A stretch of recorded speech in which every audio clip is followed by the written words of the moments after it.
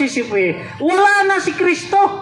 Why Kristo diya nga gilansang sa cross? Dili sama sa imo. Ana kara sa inyo Katoliko. Kaya ang akong katarungan, si Kristo human siya namatay sa cross. Oh.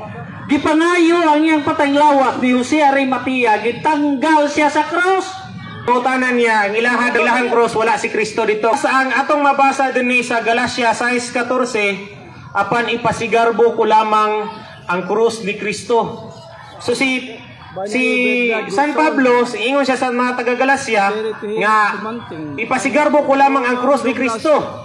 Nga sa UCCP, walay Kristo dito. O sabi ay makapabalaan, kahoy lang? Unsa ilahanan sa cross ni Kristo di ay? Di ang tubaga na siya nganong lahi Kristo among kuan kay ang dili man ang kahoy nga cross ang nakapabalaan kung dili ang nagpalangsang sa cross. Ni San Pablo sa taga Corinto 1:18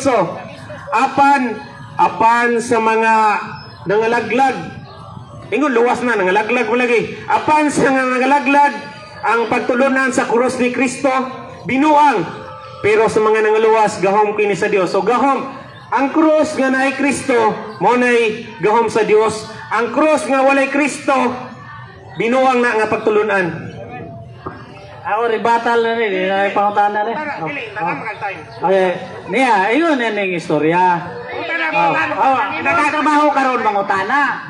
Kung yan nagtagaan magkapanahon magwali, yung trabaho pangutana. O ipangutana, o sa'yo pangutana. Utana mo ka. O sige, kaya inyo magigamit ng 1 Corinto 1:18.